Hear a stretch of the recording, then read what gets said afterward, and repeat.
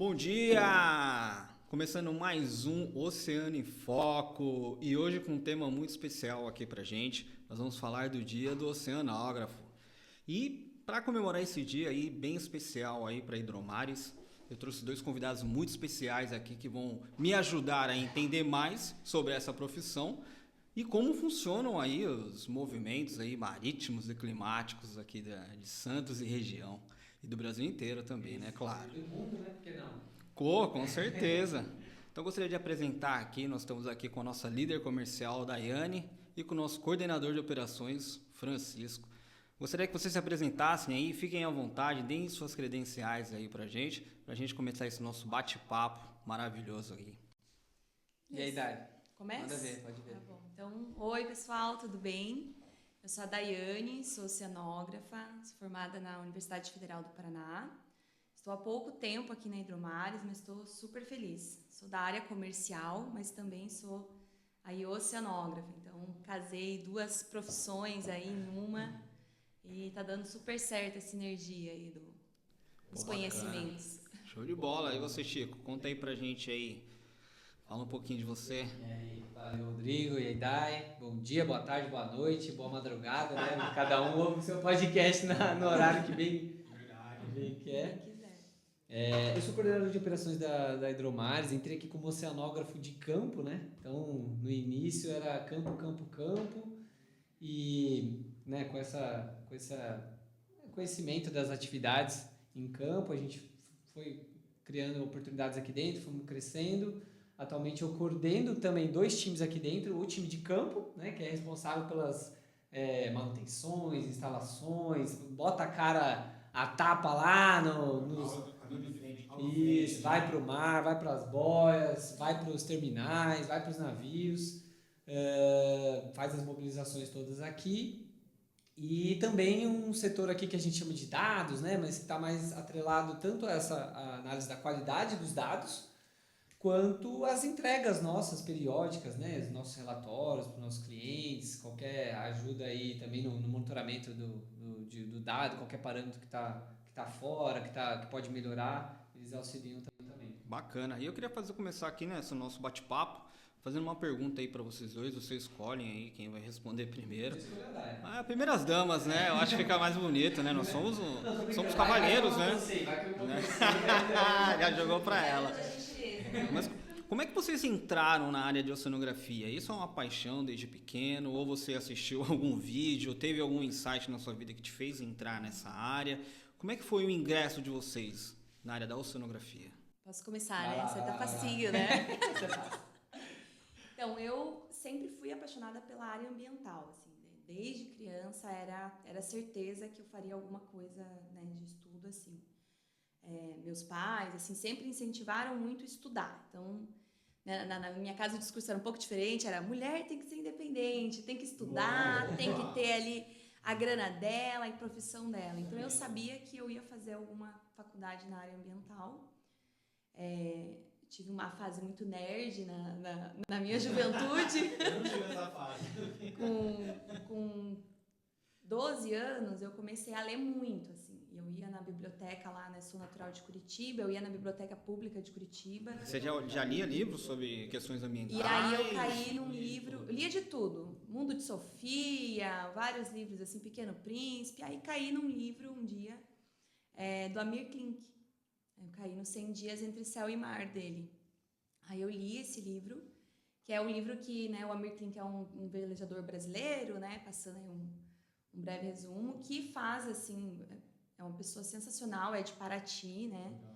E nesse livro em específico, 100 Dias Entre Céu e Mar, ele conta como que ele fez para atravessar, né, o livro já dá um belo de um spoiler, em 100 dias, da África do Sul até a praia da Baía da Espera, a Praia da Espera na Bahia. Então ele saiu lá do sul da África do Sul e foi atravessando o Oceano Atlântico até a Bahia. Aquilo te encantou. Um detalhe, a remo. A remo. Tá? Um barco a Foi remo. remo. Outro detalhe, Eu li, esse eu li 1984, né? Assim, sem GPS, sem a comunicação é rádio E o cálculo de navegação, porque hoje em dia você navega, você tem o GPS, você vê tua posição em relação ao mundo, tá tudo certo.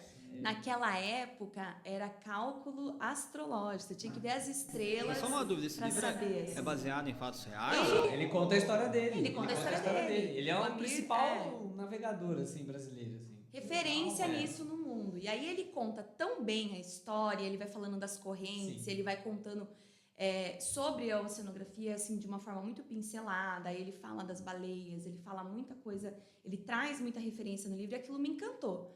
Aí eu falei, Esse será que livro ele é tem... muito bom. É muito bom. Essa é uma recomendação que pode ser pra qualquer Todo um. Pode ser mundo. da área, qualquer um. Esse livro é muito Leiam. bom. E é um livro curtíssimo, assim, 180 páginas. Amir Klink. Amir Klink. 100 dias entre céu e mar. 100 dias em Semar, é muito bom. Eu li esse livro e falei, é isso. Será que tem alguma profissão? Eu com 12 anos. Ele explica, né, sobre as correntes, o estudo que ele Sim. fez. Ele sai de um ponto, a corrente faz assim, vai jogar ele melhor pra lá. Isso, aí ele explica que ele tem que passar por uma ilha, em tal dia ele tem que estar em tal ilha, porque senão ele errou e ele tá girando no meio do oceano e pegou o círculo. O próprio, ele projetando a embarcação que ele ia utilizar, toda a fase de planejamento, ele viu que ele não ia conseguir usar um barco que fosse difícil de virar. desvirar. Pelo contrário, ele queria um barco que fosse Fica mais fácil de desvirar. Então, ele viraria mais fácil, entendeu? Porque à noite o cara dormia.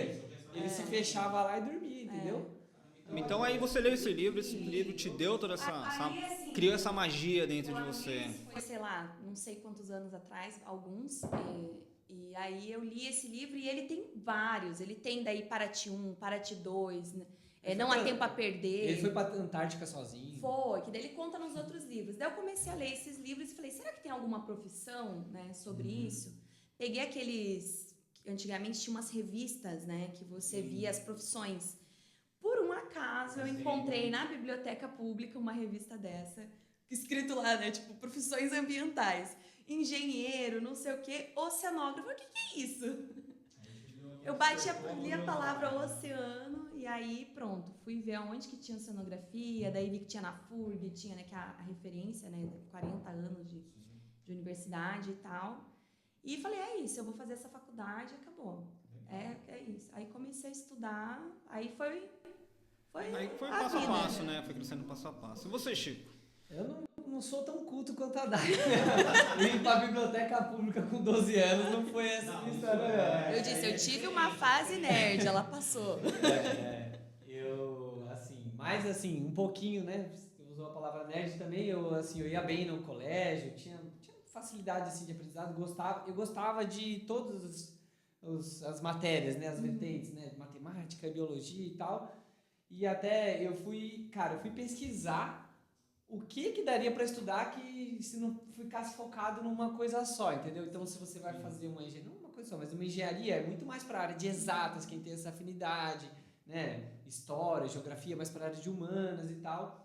E aí, até pelo caráter, né, interdisciplinar da oceanografia, Exato. eu encontrei isso aí, porque na oceanografia tem diversas grandes áreas. Tem a área das ciências exatas, tem muito cálculo, tem física, tem química, tem a área das ciências biológicas, das ciências da terra também, né, da geologia, total. até das ciências sociais também, porque não é oceanografia, a né, interação irmã? ali do homem com a... Questão de várias áreas, né? Que você pode entrar dentro da oceanografia. Cara, eu tenho uma dúvida muito grande, cara. Essa bate em mim mesmo, eu tenho essa dúvida. Cara, o que seria oceanografia física, cara?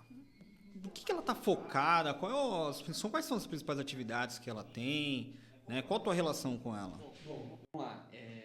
A oceanografia física, né, todos os processos físicos, né, da ciência física que estão associados aos oceanos.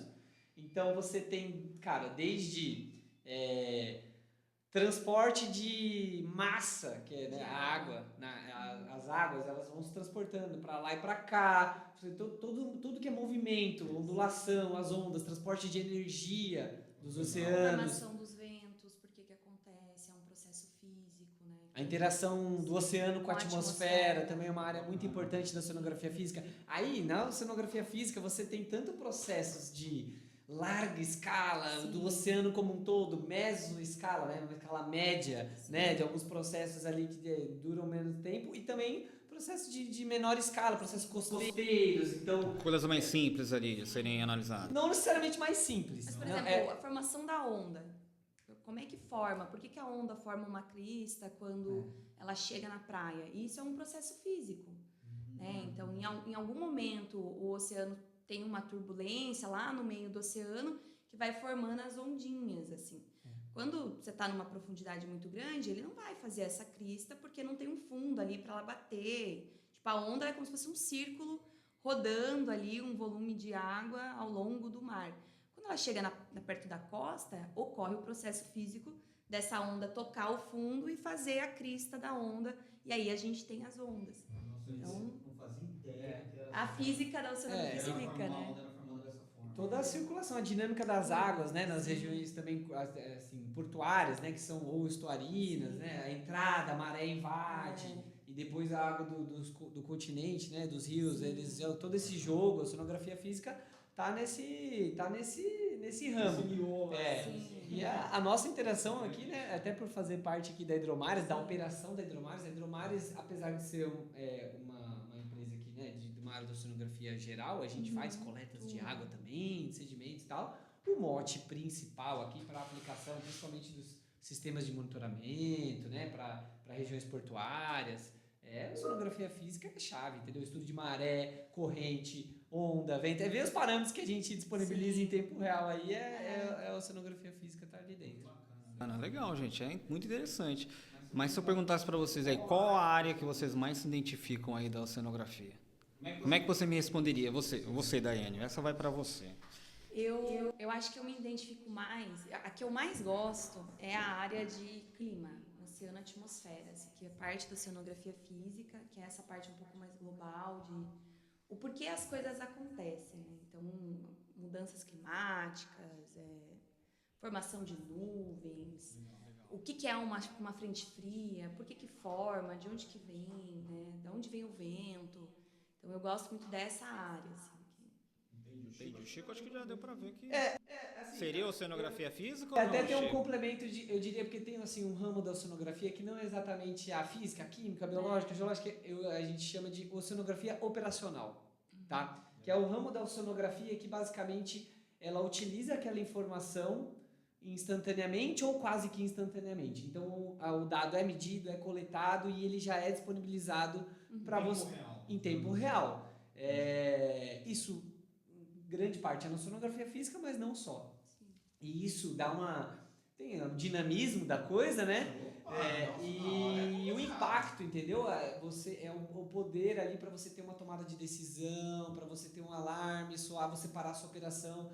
Isso é um impacto muito grande que a partir do momento que eu entrei mais em contato, que foi só depois que eu vim para Hidromares mesmo, que eu entrei em contato com essa parte da oceanografia, que isso aqui me pegou de jeito. Falei, cara, isso aqui é muito importante. Isso aqui é importante, eu gosto, tem um impacto muito grande, isso influencia o PIB do país, entendeu? A própria dinâmica costeira, né, que você faz daí através de modelagem. Mas, por exemplo, você saber numa praia aonde que está sendo depositado sedimento, aonde a praia engorda, recebe areia, e aonde essa praia perde areia. Isso, se fosse consultado os oceanógrafos, para você poder construir uma cidade... Tá fazendo jabá aqui, tá fazendo... Faria toda a diferença. Por quê? Porque você não teria problemas de casas caindo na beira da praia, porque o mar está avançando sobre as casas. Não, você construiu a casa numa zona de transição, onde o mar realmente vai ali em algum momento. Puxando um gancho, né? O ambiente costeiro é um ambiente dinâmico. Sim. Formação dinâmica. Ele está um ambiente de transição ali entre os oceanos e o continente. Exato. Então, não é que o mar necessariamente esteja invadindo, né? E quebrando tudo. A gente que foi muito em cima, às vezes, da lugar. Acabou atingindo alguma área que não deveria. Exato. E aí qualquer construção pode ter um impacto. Se você coloca ali um mole, né, em uma praia, ali pode ser que você tenha acúmulo de areia num lugar e do outro lugar ou próximo ali você tenha retirada de areia ou não mais a deposição de areia naquele lugar. E aí acontecem situações de você ter ressacas do mar ali, onde o asfalto cai, o prédio cai, tem que não sei o quê, porque... E essas construções hoje em dia, nessas mudanças que ocorrem aí no Brasil e no mundo, né? Principalmente aí nas regiões costeiras, aí, você acha que essas construções, eu acho que a falta de conscientização das pessoas também está prejudicando hoje nossos oceanos, ou vocês acham que isso é uma mudança natural que vai ocorrer realmente com o tempo? Ó, tem várias coisas que podem ser encaixadas aqui, tá? Tem processos que estão ocorrendo e já tem muitos dados, muitas evidências, pesquisas científicas que eles se intensificam e pioram devido à presença das nossas atividades do ser humano aqui. Então, você jogar gases de efeito estufa, tal, já tem ano a ano, historicamente, tem um aumento médio da temperatura do planeta e isso pode ocasionar, dentre outras coisas, um aumento do nível médio também, certo? Sim, e tem outros processos, às vezes, né, nessa questão que você falou dos oceanos, incidência de CO2 na atmosfera. A gente falou no começo, tem o oceano e a atmosfera, ali a interação entre os dois.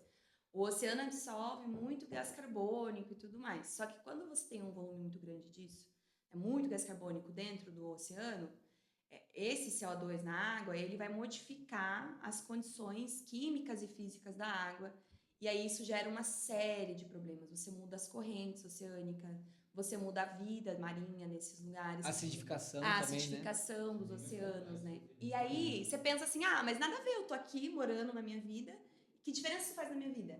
Faz toda, porque isso pode, de repente, aumentar a quantidade de chuvas no lugar onde você mora. Isso pode dar maior volume de seca.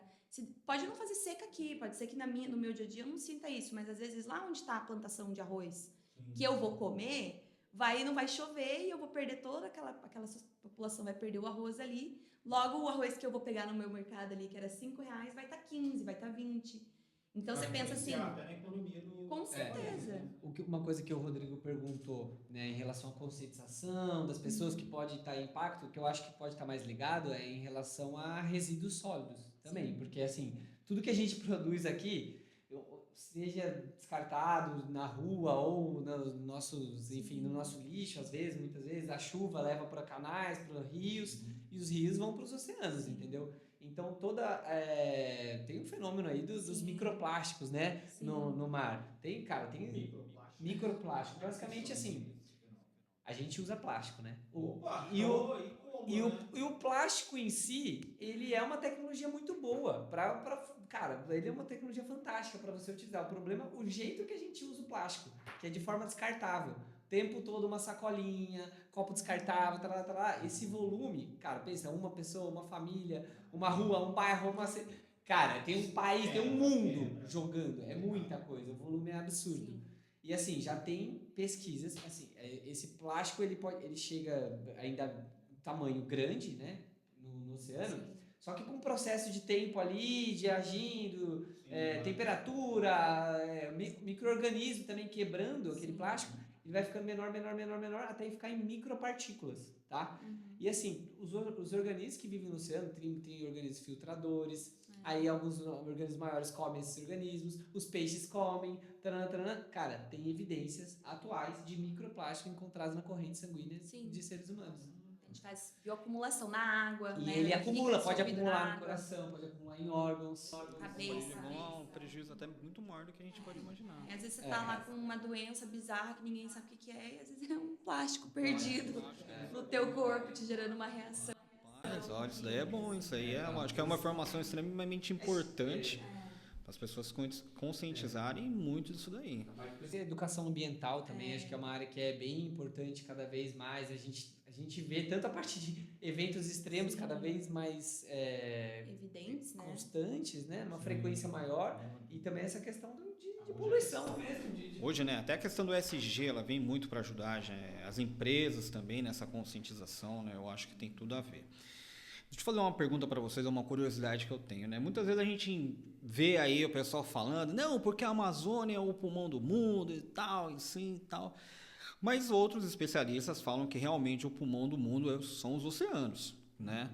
E vocês, o que vocês acham nesse ponto? Vocês concordam com isso, discordam?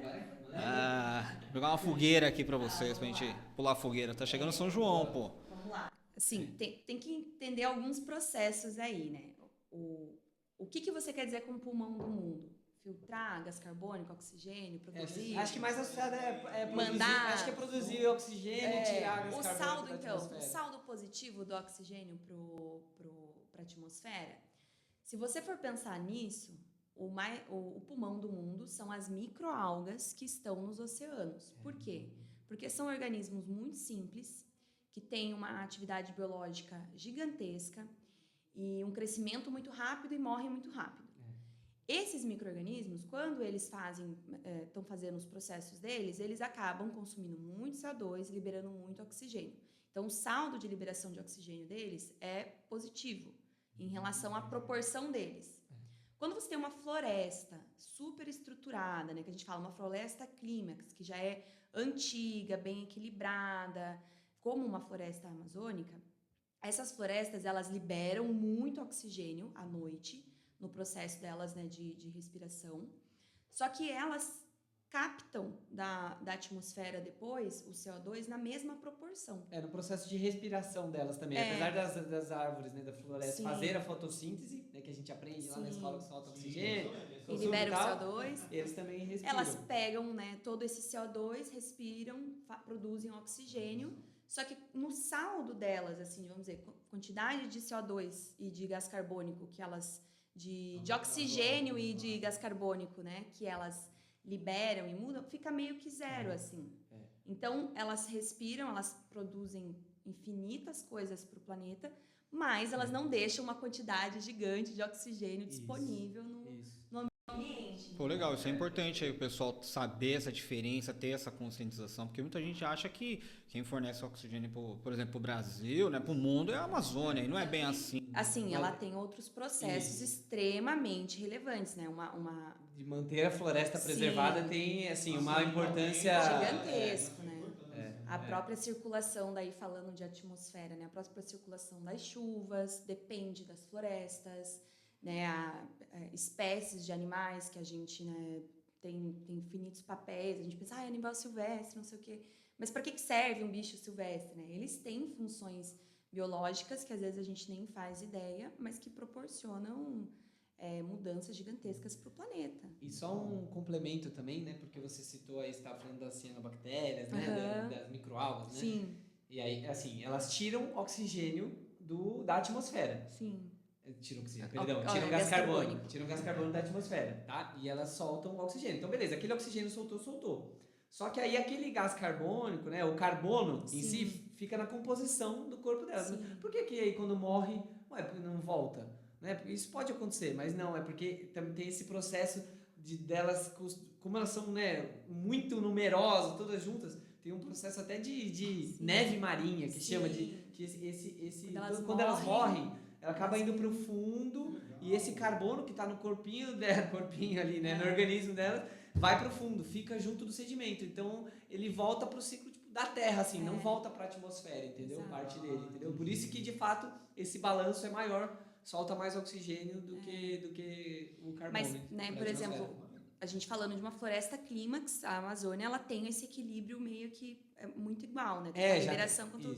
Agora, uma região, por exemplo, que foi desmatada e você coloca árvores ali pioneiras, que são as primeiras árvores para crescer, ela vai ter, ou grama, assim, né?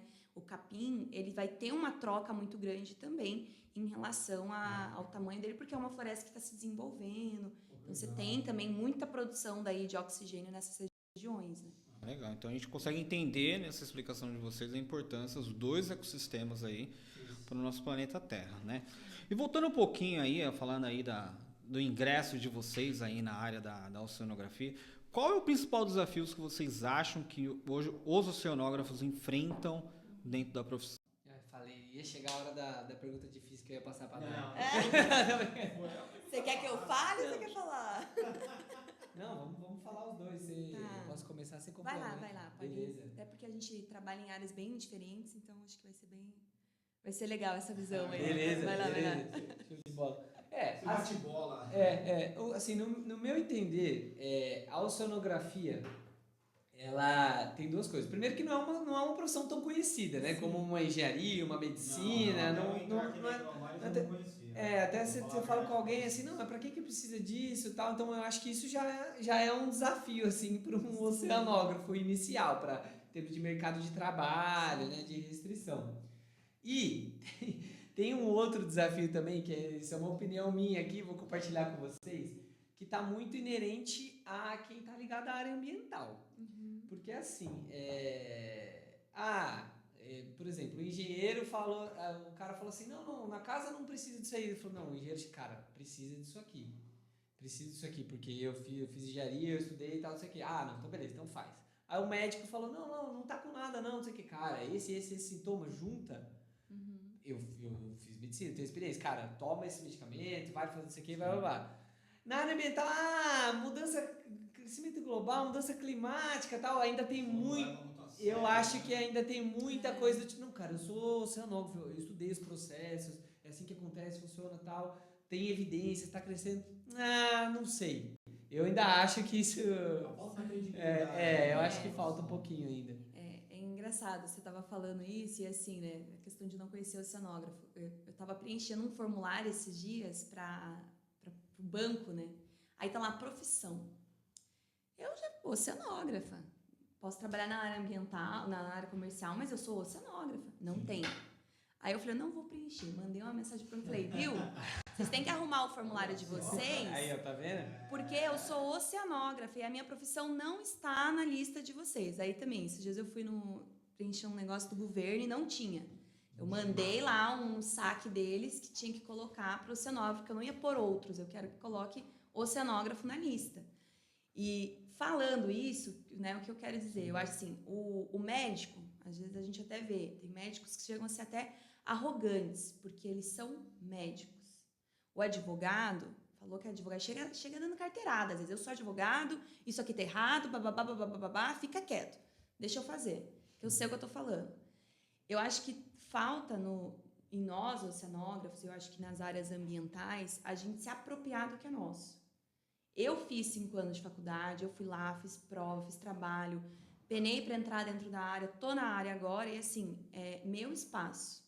Eu sei do que eu tô falando, então, se eu não sei, eu vou estudar de novo e vou aprender mais e vou falar sobre isso porque eu tenho propriedade para falar disso.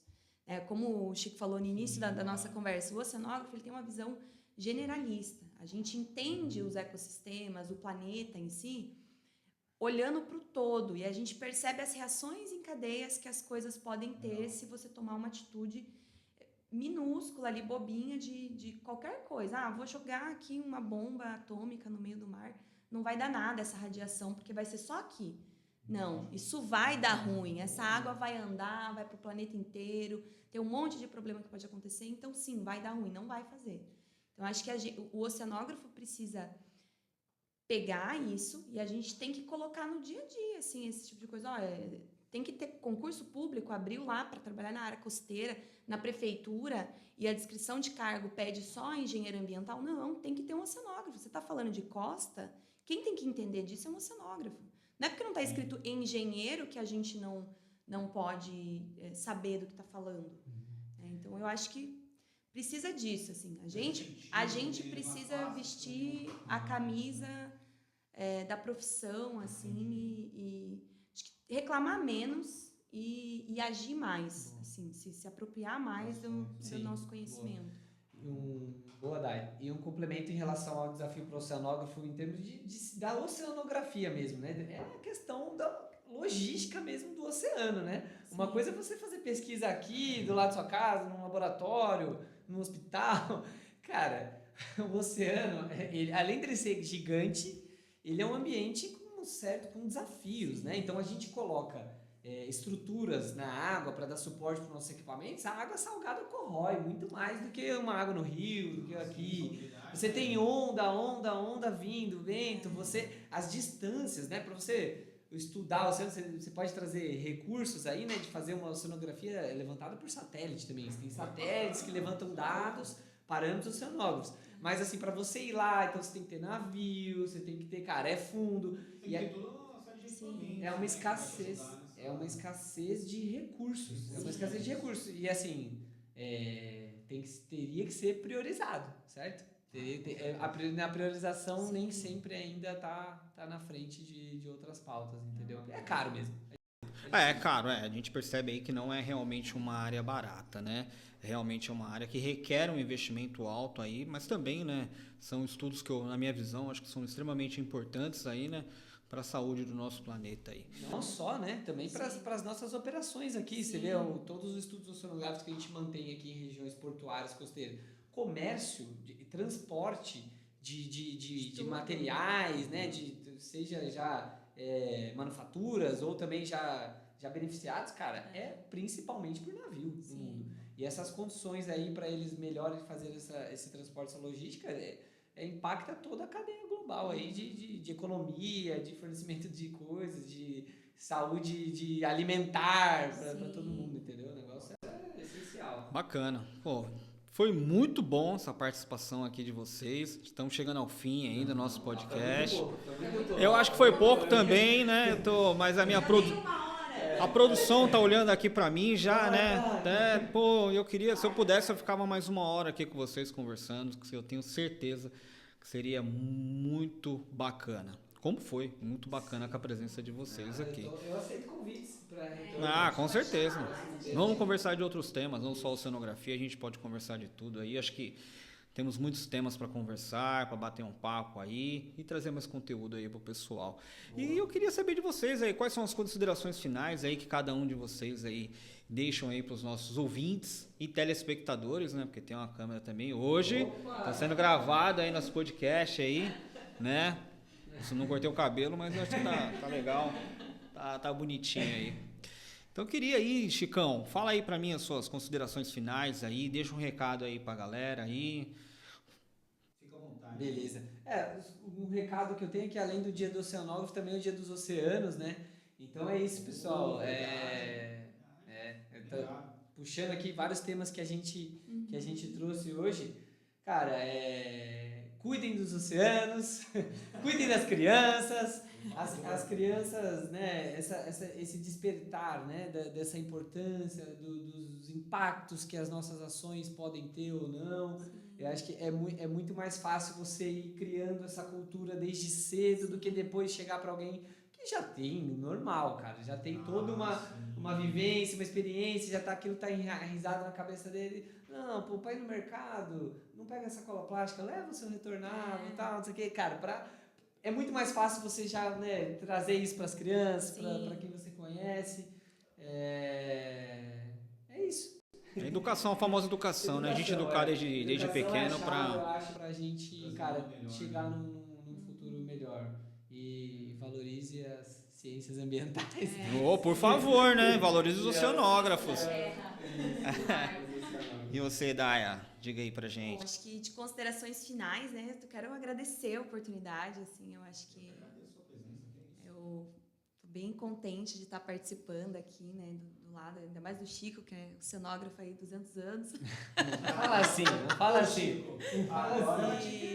E como considerações, assim, eu penso que tem que ter esse caminho de, se você não sabe, procura se informar, não dependa só do que está em mídia, do que está na internet.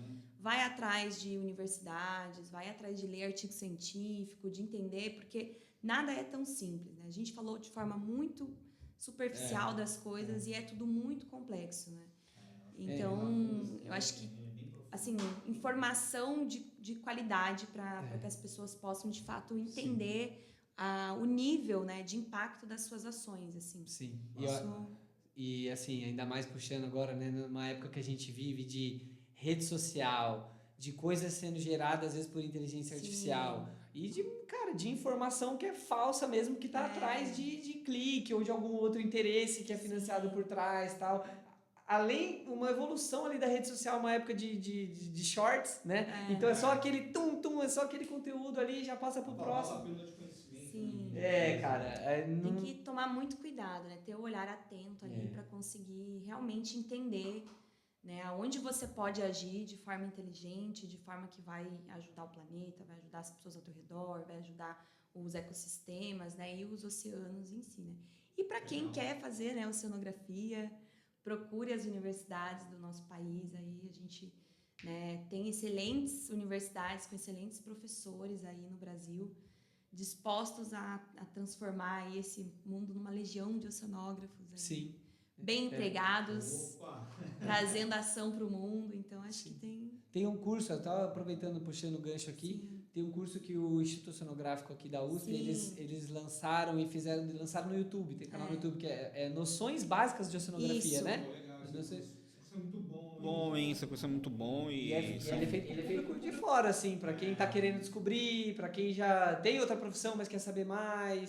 Sim, eu fiz esse curso aí, né? Eu acho que saiu aqui no boletim da Hidromares aqui, até a Hidromares disponibiliza também, né? O link para acesso a esse curso aqui para todos os colaboradores. E eu recomendo também, é um curso muito bom, né? Você tem umas noções básicas ali, aprende um pouquinho, não fica especialista como vocês, né? Mas eu acho que tem o pontapé inicial aí para entender mais sobre o negócio e sobre a profissão também, né? Então, gente, obrigado, viu, pela presença de vocês. É uma honra ter vocês aqui comigo nesta manhã aqui. Gostaria de agradecer a presença mais uma vez de vocês, tá? Desejar um excelente dia de trabalho, porque eu sei que não para por aqui, né? Já tô olhando, o celular tá piscando aqui, já. Vamos todos voltar, né? Mas a gente volta com muita garra, com muita força aí. E queria mandar um abraço também para todos os oceanógrafos aí, desejar um excelente dia para vocês, tá? Curtam o dia de vocês, que a profissão de vocês é muito importante para o Brasil. Beleza? É isso. Valeu. Gente, obrigado. O Oceano em Foco fica por aqui. Agradeço a todos os ouvintes. Um abraço.